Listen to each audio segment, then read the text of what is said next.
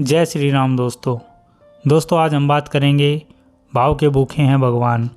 और भगवान को पाने का भाव ही एक सार है।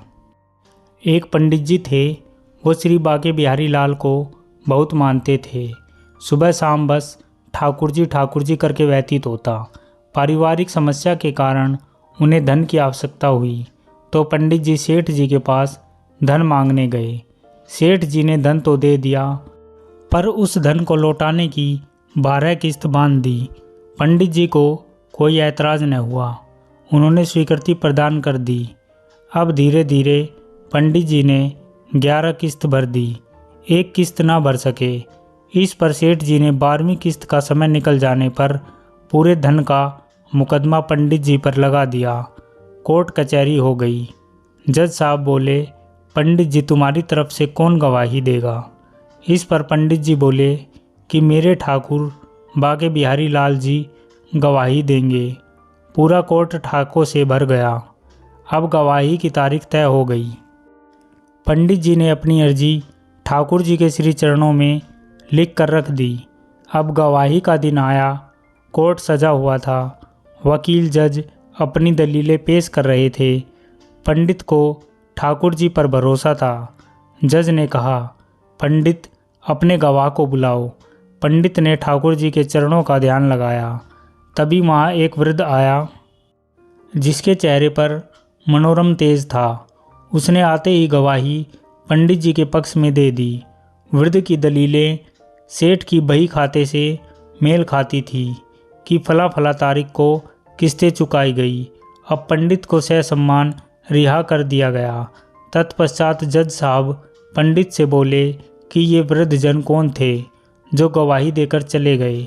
तो पंडित बोला, अरे जज साहब, यही तो मेरे ठाकुर थे जो भक्त की दुविधा देख न सके और भरोसे की लाज बचाने आ गए। इतना सुनना था कि जज पंडित जी के चरणों में लेट गया और ठाकुर जी का पता पूछा। पंडित बोला, मेरा ठाकुर तो सर्वत्र है, वो हर जगह है। अब जज घर बार काम धंधा छोड़ ठाकुर को ढूंढने निकल पड़ा। सालों बीत गए पर ठाकुर न मिला। अब जज पागल सा मैला कुचला हो गया। वह भंडारों में जाता, पत्तलों पर से जूठन उठाता, उसमें से आधा जूठन ठाकुर जी की मूर्ति को अर्पित करता, आधा खुद खाता। इसे देखकर लोग उसके खिलाफ हो गए, उसे मारते पीटते, पर वो ना सुधरा। जूठन बटोर कर खाता और ठाकुर जी को खिलाता रहा।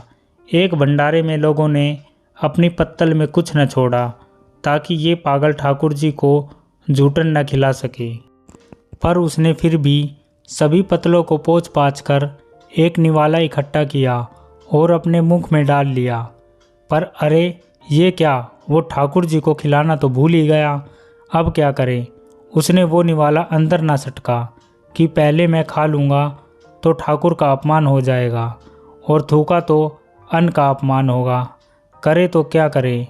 निवाला मुंह में लेकर ठाकुर जी के चरणों का ध्यान लगा रहा था कि एक सुंदर ललाट चेहरा लिए बाल गोपाल स्वरूप में बच्चा पागल जज के पास आया और बोला, क्यों जज साहब, आज मेरा भोजन कहाँ है?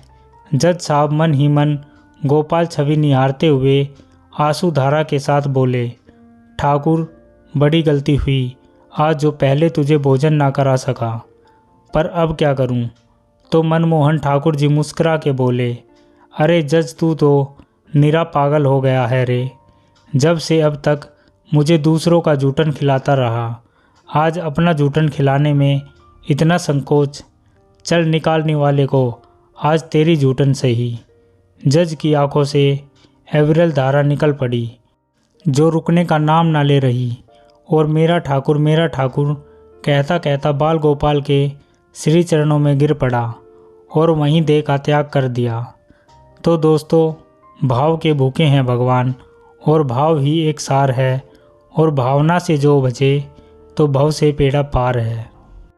दोस्तों, सनातन धर्म से जुड़ी ऐसी और भी रोचक जानकारी पाने के लिए हमारे चैनल को सब्सक्राइब ज़रूर करें। वीडियो को शेयर और लाइक करना ना भूलें। जय श्री राम।